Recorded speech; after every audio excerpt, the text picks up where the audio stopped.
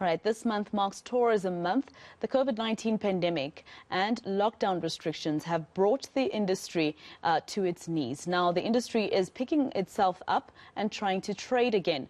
The theme for this month's activities is Tourism for Inclusive Growth, COVID-19 Recovery, Building Back Better.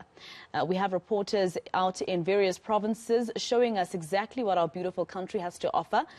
This hour, I'm joined by Monique Mortlock, who is in Kakamas for us. We are in Richards Bay with Mawande Keswa, and Slindelo Masigani is in Johannesburg for us. Let me start with you, Mawande. I see activities happening there behind you, including a van or a combi that's written the health department. Is it because the health department has decided to partner with tourism in order to get the tourism industry back in order? That is indeed the case. If I may paint you a picture, during the July unrest, it cost the tourism sector about 280 million rand. That's as a result of losses from visitors. In eThekwini, for an example, it cost the city about 50,000 visitors as a result of the unrest. And we do know that the tourism sector has been one of the hardest hit. Now, the health department, along with the Premier's office, have come together to work with the sector by launching a pop-up vaccination site, a drive-through vaccination site that is the first of its kind in the province. I'm going to speak to Mamu Paga Mahlwati, who is the district pharmacist, just to give us an outlook of how this vaccination site is going to work. We thank you for your time. Could you please just give us an idea who can come in here and what do they need to do to be able to be vaccinated here? Okay, thank you. Here at the vaccination site, it's at Richards Bay Sports Ground. So who can come here? Anyone who drives past the sports ground can come to get vaccinated. But in as much as we do not encourage the walk-ins because it's a bit outside town, but whoever is walking past as well, they can come in and get the vaccination in here at the site. Now, I've seen a board that says Pfizer. I've also heard that there's also Johnson & Johnson. Do people get to choose for themselves which vaccine they want to take, or how does that work? Absolutely. People, when they come in, as they register, when they do the screening, we get to tell them the two different vaccines that we offer. We tell them both the Pfizer and the J&J, and then they get to choose, because others would want to come once and not come again, and for whatever reason others would choose the Pfizer, so they choose. We thank you for your time. Now, if I may just briefly tell you something, Masego, it's the location of this is strategic in the sense that the whole of Zululand is primarily a tourist destination. You've got incoming visitors as well as visitors that are exiting. So it is placed in a strategic location because you've got Zululand, you've got Mfolozi Park not too far from here. You've got quite a number of destinations, and so the location of this will play itself and lend a hand to the sector, because if the majority of people within the sector itself and visitors are vaccinated, then that could only bode well for the industry. All right, let's move from Richards Bay with Mawande Keswa to Johannesburg, where Slindelo Masigani was in Soweto. Slia, I understand you were on Vilagazi Street. That usually is a buzz in Soweto. I mean, I'm from there, but recently, you know, it's been quite difficult for them. What have they told you? Certainly so, Masego, it's quite a sad picture, I must say, to see a very popular tourist destination. It's just so bleak and bland. We were there in the early hours of the morning, but you know, usually as the day goes by, you know, it starts to pick up. It's a Friday, people knock off early, so you would expect the area to really be a buzz with activity, but you can tell that the coronavirus pandemic, financial constraints, probably as well, have really affected the restaurants along that street. They're saying that, you know, the recovery was really really going to be up to South Africans themselves, actually going out to explore their country, going out to the eateries that are available, as well as ensuring that they are traveling and exploring the country as a whole. You know, we had an opportunity to speak to the Gauteng tourism CEO around some of the programs that are in place right now as we're observing Tourism Month. Let's take a listen.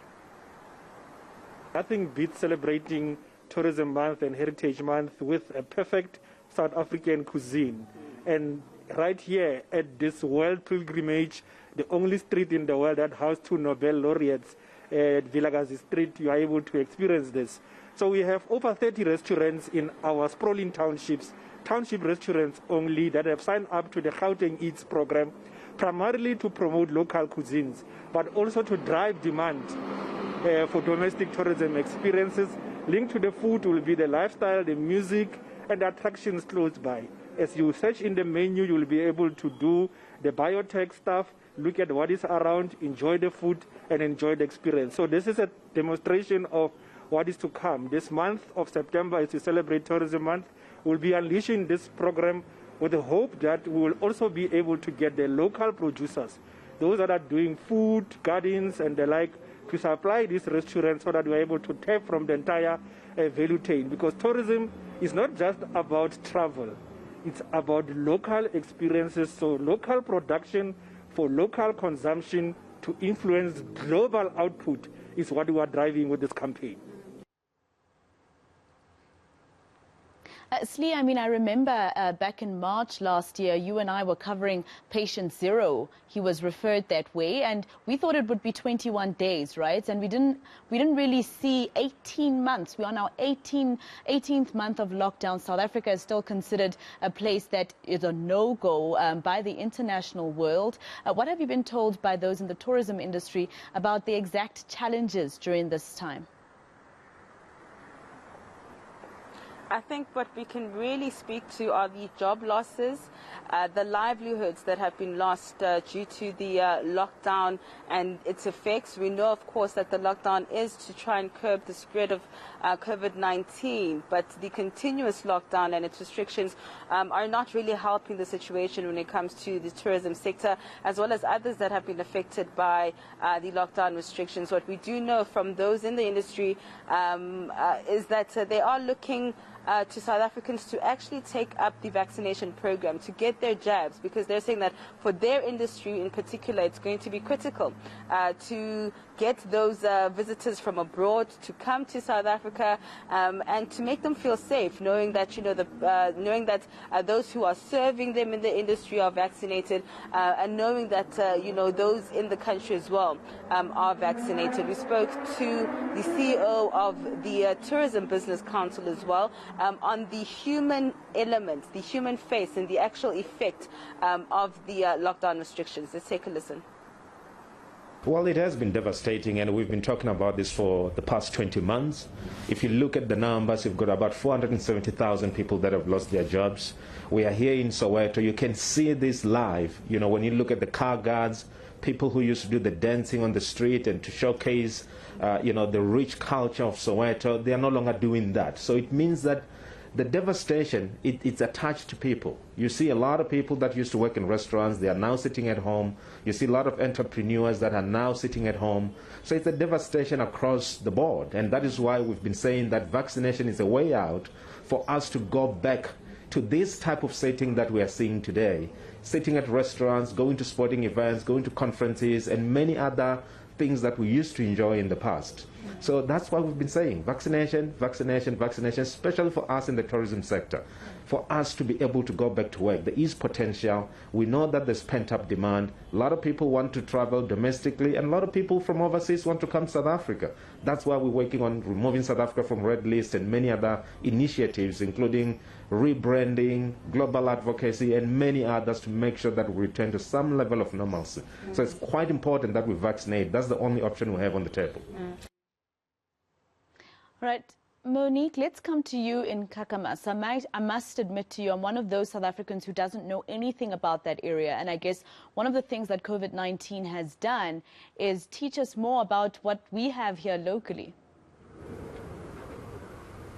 Yes, definitely. I was also one of those South Africans who didn't know where on earth Kakamas is. I needed to Google it.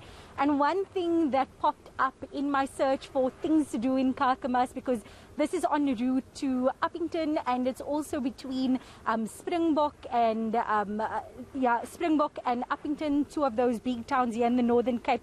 One thing that popped up is die pink padstal. That is where I'm right now. You can see it's pink everywhere, and when you get inside, it's even more pink. And it's been quite busy while we've been here in the last hour or so. I'm going to ask my colleague Asanda just to move inside with me, but we're first going to allow allow this visitor and her adorable son to go inside. We'll be speaking to the owner of Die Koker Kombuis. That is the restaurant that's here next to die pink padstal. Fanny Fik, kom ons stap gou hier binne. There we go.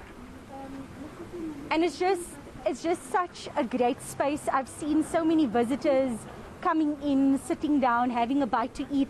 Is this the go-to place? Is dit die plek om te wees as jy nou op pad is Uppington toe of van Uppington Springbok toe? Goedemiddag, ja, verseker. Die N14 is 'n baie gewilde roete tussen Johannesburg en die Weskaap. En die pink padstal bestaan al vir omtrent 30 jaar. En dit was nog altyd 'n gewilde stop onder die kliënte gewees. En die ouens geniet dit hier. And how has the pandemic affected your business? Wat tipe impak het die pandemie op julle besigheid gehad? Pandemie was maar moeilik en dit is maar nog steeds moeilik met al die restrictions wat nog steeds daar is. Ons is maar dankbaar dat ons nog oop is en dat die gaste wel kan stop en by ons kan kuier. Final question, Fanny. How important is it to get locals to invest in businesses like yours, in tourism, instead of, right now we can't really go overseas. We have so many restrictions on South African travel and foreign tourists coming into the country. So hoe belangrik is dit vir Suid-Afrikaners om julle besighede te, om vir julle te ondersteun? Plaaslike ondersteuning is van kardinale belang. Sonder die plaaslike ondersteuning sal ons nie gewees het nie en daarom probeer ons ook so ver as moontlik plaaslik ondersteun deur alles wat ons aanhou. In hierdie tydige ekonomie waarin ons is, kan ons almal ons pryse opjaag, maar dan jaag jy jou plaaslike ondersteuners weg. So ons lese is bekostigbare pryse en goeie kwaliteit. Perfect. Bye, dankie, Fanny. And before I let you go, I just want to ask Asanda to move with me. Just watch your back there, Asanda, just so you can see how beautiful it is on the other side of the pink padstal and why it has the name that it has.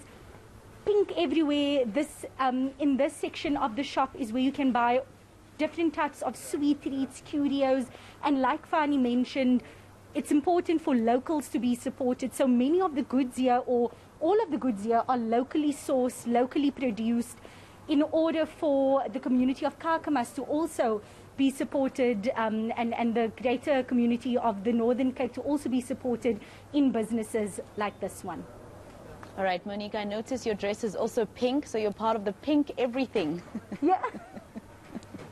It was planned, completely planned. All right, let's leave it there for now. Monique Mortlock out in Kakamas for us, Slindelo Masigani in Johannesburg, as well as Mawande Keswa out in Richards Bay. Thank you.